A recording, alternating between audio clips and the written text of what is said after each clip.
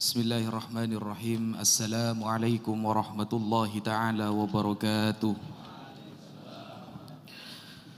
Alhamdulillah wassalatu wassalamu ala rasulillah Sayyidina Muhammad ibn Abdillah wa ala alihi wa sahbihi wa man walah, amma ba'd.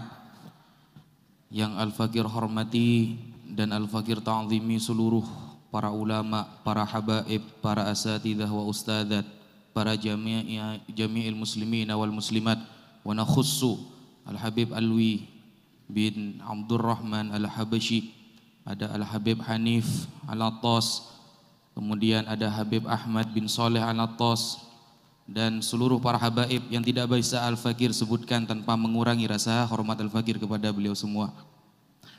Allahumma salli ala Sayyidina Muhammad wa ala ali Sayyidina Muhammad.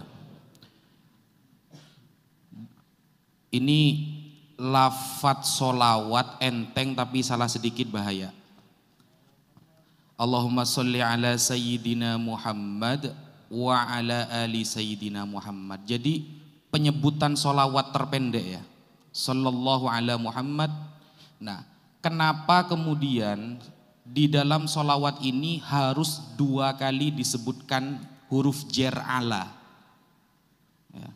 Allahumma salli ala Sayyidina Muhammad wa ala, harus ada ala ini, jangan dibuang. Jangan Allahumma salli ala Sayyidina Muhammad wa ali Sayyidina Muhammad. Ini tidak takriman kepada Rasulullah SAW. Kenapa? Kata para ulama, karena derajat Nabi Muhammad jauh lebih tinggi daripada keluarganya, sehingga huruf atof waw, kalau kata Imam Ibnu Malik dalam alfiyahnya, fal atfu mutlaqon biwawin, huruf waw sebagai atof harus dipisah lagi dengan ala, jangan dibuang.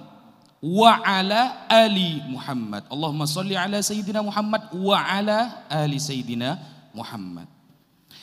Ini waktunya 10 menit Beb ya. Nah, baca kitab aja Beb. Ya, ini ketepatan tadi malam ada bab bagus. Ini kitab Tambihul Mughtarrin yang ditulis oleh Syekh Abdul Wahhab Asy-Sya'rani. Niat semoga mendapatkan barokah beliau, karena beliau orang soleh dan beliau waliyun min auliyaillah. Ada bab yang mungkin sering kita lakukan, ternyata beliau memberikan satu khusus bab dalam kitab ini, namanya bab adamul iltiror bi afwillahi ta'ala min duni amal. Banyak dari kita itu yang tertipu maksudnya kita selalu mengharap rahmat Allah, bahwa Allah Maha Pengampun, tapi amalnya tetap sedikit. Ini termasuk orang yang tertipu oleh syaitan, kata beliau. Wa min akhlaqihim radhiyallahu anhum, kata beliau, termasuk akhlaknya para salafuna sholeh radhiyallahu anhum ajma'in, adamul iltiror billah, tidak tertipu dengan Allah. Maksudnya bagaimana? Bihaitsu ya'tamidu ahaduhum ala afwillahi ta'ala wa yatrukul al-a'mal as-salihah. Mereka atau salah satu dari mereka itu beriktimad, berpegang teguh kepada bahwa Allah Maha Pemaaf ya. Wa yatrukul al-a'mal as-salihah, tapi meninggalkan amal-amal soleh. Lah ini yang kita lakukan. Ini berbeda dengan para ulama soleh. Kalau para ulama salafuna soleh dulu beramal dulu, baru mengaitkan bahwa Allah itu Maha Pengampun. Kalau kita kan tidak. Kita itu meninggi-ninggikan sifat rahmat Allah, tapi amalnya tetap sedikit. Nah ini kita. Makanya kata Al-Imam At-Tustari mengatakan perbedaan kita dengan para sahabat, kalau sahabat tahu hukum sunnah mereka lakukan, kalau kita enggak tahu hukumnya sunnah malah gak dilakukan. Itu perbedaannya dulu sama sekarang. Kalau sahabat tahu sunnah dilakukan, kalau kita sunnah gak usah wis. Nah itu perbedaannya antara salafun soleh dengan yang kita ini. Nah Innama kanu yubalighuna fil ijtihad fil ibadah thumma ya'tamiduna ala afwillah la ala a'malihim. Jadi kalau para ulama salafun saleh dulu itu ibadahnya dulu yang semangat, baru mengandalkan mohon maaf kepada Allah, bahwa Allah itu maha pemaaf, rahmat Allah itu wasi'ah. Jangan kemudian amalnya sedikit lalu mengandalkan maha ampun Allah, mengandalkan oh inna rahmatullah wasi'ah. Ini gak pernah diajarkan oleh para ulama salaf. Seperti itu gak pernah diajarkan. Sehingga wafil hadis disebutkan di dalam hadis Rasulullah sallallahu alaihi wasallam, al-kayyis man dana nafsahu wa amila lima ba'dal maut wal ajiz man atba'a nafsahu hawaha wa tamanna 'ala Allah. Orang yang bijak adalah orang yang memotivasi dirinya. Orang yang ngaca kalau bahasa sekarang, saya ini siapa, kan begitu. Hanya seorang hamba, jangan seolah-olah menjadi raja, kan seperti itu. Nah, wa amila lima ba'dal maut, dan dia fokus beramal untuk nanti kehidupan setelah meninggal. Wal ajiz, sedangkan orang yang lemah adalah orang yang mengikuti hawa nafsunya dan mengharap-harap rahmat Allah. Wa su'ila Sa'id bin Jubair. Sa'id bin Jubair salah satu tabi'in terkenal. Beliau muridnya sahabat Anas bin Malik.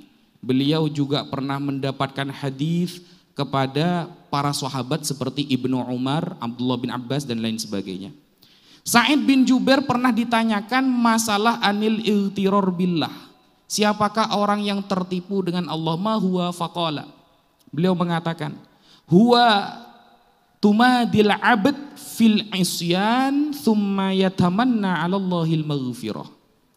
Orang yang sigap selalu melakukan kemaksiatan, istiqomah maksiatnya, tetapi selalu mengharap ampunan Allah. Baru datang majelis satu kali, pulang minta diampuni semua dosanya, tidak bisa. Gak potongan guys, gak potongan gitu. Kita baca simtuturor satu kali langsung minta surga tanpa hisab. Lalu mau dikemanakan ulama-ulama dulu itu yang setiap hari sholatnya sampai ratusan rakaat itu? Tidak bisa. Mungkin kita baca simtuturor itu tidak tahu artinya itu. Kadang arti simtuturor saja kita tidak tahu itu. Dan kenapa kok dikarang? Atau Rotibul Haddad lah yang sering kita baca, Rotibul Haddad. Kenapa Rotibul Haddad itu dikarang oleh Habib Abdullah bin Alwi al-Haddad? Asbabul wurudnya kenapa dikarang? Apa saja artinya? Lah, ini kadang kita iltiror ya, tertipu. Baru baca satu kali minta surga tanpa hisab. Kita datang ke showroom ya, showroom mobil, bawa uang 10 juta mau beli Alphard, dapat spionnya mas. Kita mau bawa iman sebiji sawi mau masuk surga tanpa hisab, tidak bisa, tidak potongan. Wa kana al-Hasan al-Basri rahimahullahu yaqul. Imamuna Hasan al-Basri pernah mengatakan, inna aqwaman kharaju minad dunya. Ada kemudian kaum yang keluar dari dunia, maksudnya wafat.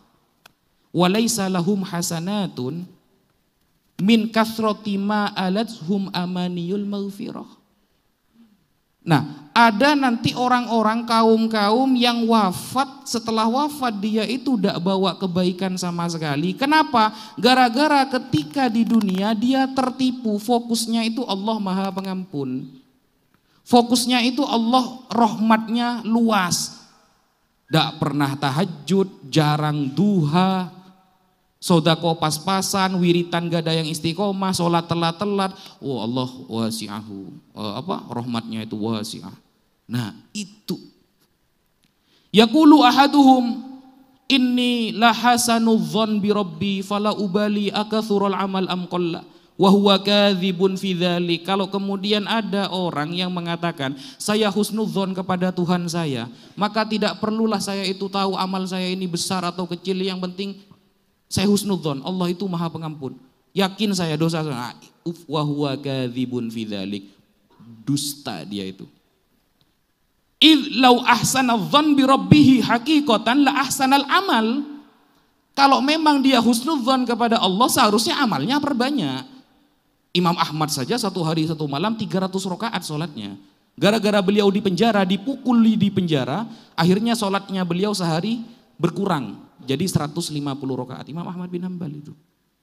Yang terkenal hafal 1 juta hadis. Ada kemarin orang itu yang membela pembatal nasab itu mengatakan, mana ada Imam Ahmad hafal 1 juta hadis, Bukhari saja cuma 7.000 katanya. Bohong itu. Nah, kok bohong? Ini bukan kata saya, kata Imam Az-Zahabi dalam kitabnya Siyaru A'lamin Nubala, meriwayatkan tentang Imam Abu Zur'ah ketika bertemu dengan anaknya Imam Ahmad bin Hanbal, namanya Abdullah bin Ahmad bin Hanbal. Imam Abu Zur'ah mengatakan bahwa ayahmu hafal alfi hadis, hafal 1 juta hadis. Imam Bukhari juga seperti itu, yang ditulis dalam Sahih Bukhari cuma 7.000, tapi yang dibawa ke akhirat jauh lebih banyak yang tidak beliau tulis. Jangan bandingkan ulama dulu dengan sekarang. Iya, kalau sekarang belum hafal Arba'in Nawawi sudah batal-batalkan nasab. Qala ta'ala wa dzalikum dhannukumul ladzi dhanantum bi rabbikum ardakum fa asbahtum minal khasirin. Allah Subhanahu wa taala berfirman, itulah dugaan yang kamu sangkakan kepada Allah. Gara-gara kamu dugaannya seperti itu, selalu mengandalkan rahmat Allah, selalu mengandalkan Allah Maha Mengampun, ardakum fa asbahtum minal khasirin. Kamu akan binasa dengan dugaan seperti itu sehingga kamu termasuk orang-orang yang rugi. Maka mustahil orang yang husnudzon kepada Allah tapi sholatnya masih malas. Mustahil orang yang cinta kepada Nabi Muhammad tapi sholawatnya masih sedikit.